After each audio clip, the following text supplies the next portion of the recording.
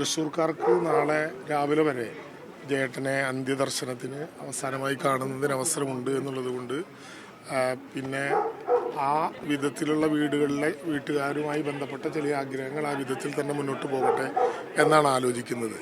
സത്യത്തിൽ കേരളത്തിൻ്റെ ഗാനരംഗത്ത് ഒരു പ്രത്യേകമായിട്ടുള്ള ഒരു തലം അവസാനിക്കുകയാണ്. മലയാളത്തിൻ്റെ ഗായകൻ എന്ന നിലയിൽ ദേശീയ സംസ്ഥാന പുരസ്കാരങ്ങൾ നേടി മലയാളത്തിൽ മാത്രമല്ല 6ഓളം ഭാഷകളിൽ പാടുകയും അത് അതിഗംഭീരമായി മലയാളിയുടെയും ലോകത്തിൻ്റെയും മുമ്പിലെത്തിക്കുകയും ചെയ്തൊരു ഭാവഗായകന് കേരളം യാത്ര പറയുമ്പോൾ ഒരു തലമുറയുടെ പ്രത്യേകമായൊരു ഘട്ടം അവസാനിക്കുകയാണ്. മലയാളത്തിലെ സംഗീതത്തിന്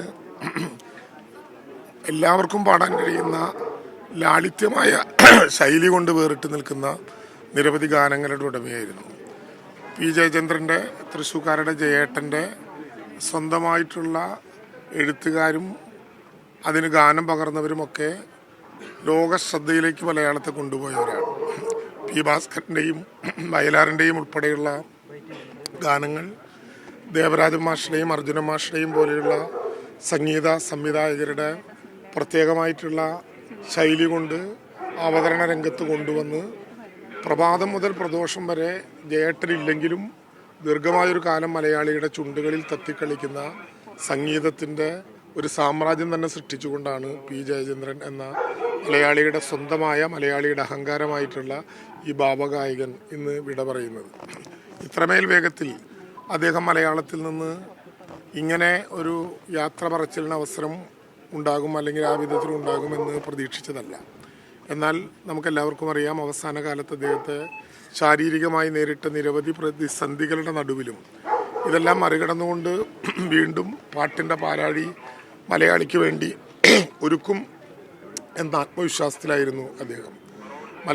ഞാനതുകൊണ്ടാണ് പറഞ്ഞത്, മലയാളിയുടെ ചുണ്ടുകളിൽ പ്രഭാതം മുതൽ പ്രദോഷം വരെ എപ്പോഴും തത്തിക്കളിക്കുന്ന എത്രയോ ഗാനങ്ങൾ, അതിൻ്റെ ശബ്ദമാധുര്യം കൊണ്ട് ജേട്ടൻ മരിക്കാതെ ലോകമുള്ളിടത്തോളം കാലം മലയാളിയുടെ ദിനചര്യകളിലൂടെ ജീവിച്ച് മുന്നോട്ട് പോവുക തന്നെ ചെയ്യും.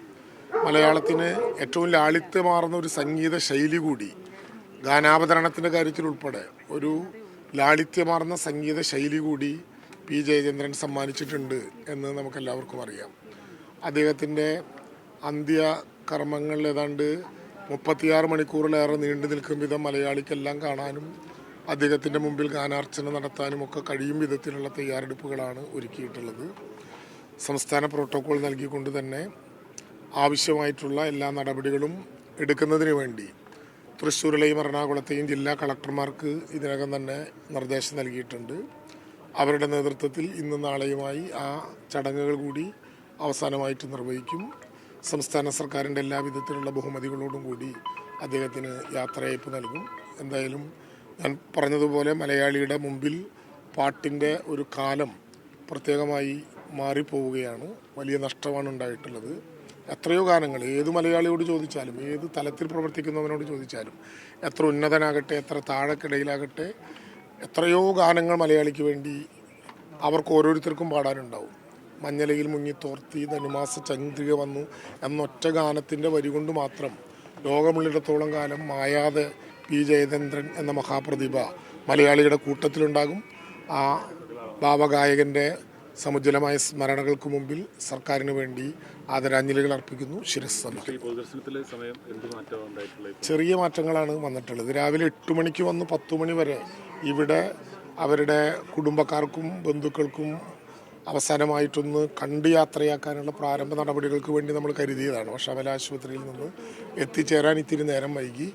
പക്ഷേ ഇവിടെ ഇപ്പോൾ എത്തിച്ചേർന്നവരെ ഏറ്റവും വേഗതയിൽ കാണിച്ച് നമുക്കൊരു 10:30 കൂടി തന്നെ ഇവിടെ നിന്ന് റീജിയണൽ തിയേറ്ററിലേക്ക്, സംഗീത നാടക അക്കാദമിയുടെ ആസ്ഥാന കേന്ദ്രത്തിലേക്ക് പോകണം എന്നാണ് നമ്മൾ ആഗ്രഹിക്കുന്നത്.